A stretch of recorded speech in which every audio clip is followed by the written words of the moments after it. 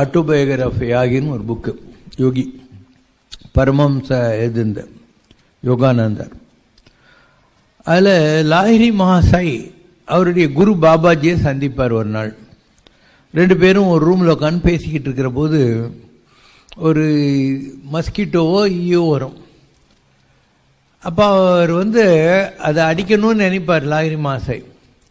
எதிரில் இருக்கிற பாபாஜி சொல்லுவார், எப்போ நீ அடிக்கணும்னு நினச்சியோ அப்பயே அடிச்சிட்ட, நீ அடித்தாலையும் அடிக்கலைன்னாலையும் அதே பாவம் தான் அப்படின்னாராம். So humans revolve around thoughts, acts follow next.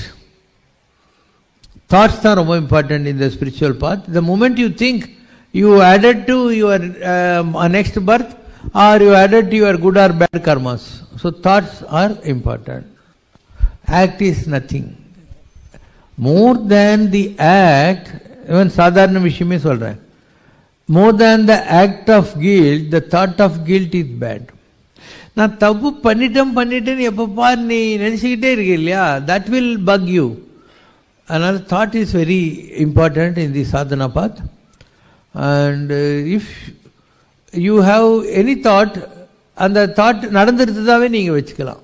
ஒரு கதை சொல்கிறேன். ஒரு வீட்டில் ஒரு ப்ராஸ்டிடியூட் இருந்தா, அவளுக்கு எதிர் வீட்டில் ஒரு சாமியார் இருந்தார். சாமியாருக்கு பயங்கர கோபம், என்ன இந்த மாதிரி உடல் வியாபாரம் செய்கிறாளேன்னு சொல்லிட்டு ஒரு நாள் அவகிட்ட போய், நீ பண்ணுறதெல்லாம் தப்பு, நரகத்துக்கு போவ, இதெல்லாம் விட்டுரு அப்படின்னு. அவர் சொன்னால், 30 வருஷமாக இந்த தொழில் தான் சாமி பண்ணுறேன், இனிமேல் எனக்கு யார் சோறு போடுவாங்க, என்னை மன்னிச்சிடுங்க அப்படின்ட்டா.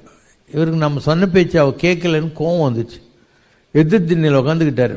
இவன் வீட்டுக்கு காரு எத்தனை வருது, ஸ்கூட்ரு எத்தனை வருது, எத்தனை கஸ்டமர் வர்றான் அப்படின்னு செவுத்தில் வண்ணாங்குறி போடுறாரு. இன்றைக்கி 2 கஸ்டமர் 3 கஸ்டமர் அவகிட்டன்னு சொல்லி 2 பேரும் ஒரு நாள் மண்டே போடுறாங்க.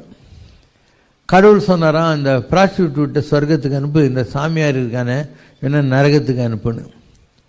இவன் சாமி, நான் தான் சாமியார் அப்படின்னா, எல்லாம் தெரியும்டா அப்படின்னா கடவுள்.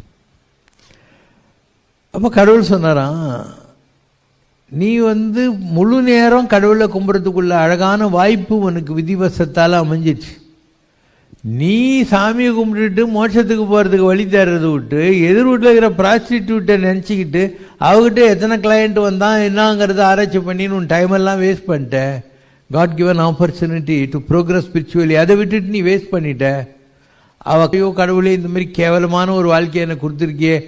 நான் அருணகிரிநாதர் பாடுவார்ல, தாழ்வானவை நீ செய்யாதன தாமுளவோ வாழ்வு என்னும் மாயிலேந்தனை இட்டனையே நீ வாழ்வாய் வாழ்வாய் மயில் வாகினனை கேசவோ.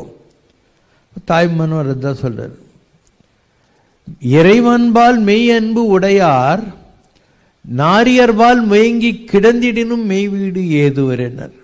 நீ கடவுளை நினைச்சு நெட்டு கட்டிக்கிட்டையும் படு, பிரார்த்திட்டுக்கிட்டும் படு, எண்ணம் கடவுளிடத்தில் இருந்தால் நீ மோட்சத்துக்கு போவாய். இறைவன்பால் மெய்யன்பு உடையார், நாரியர்னா பெண்கள், நாரியர்பால் மயங்கி கிடந்திடனும் மெய் வீடு ஏதுவரே.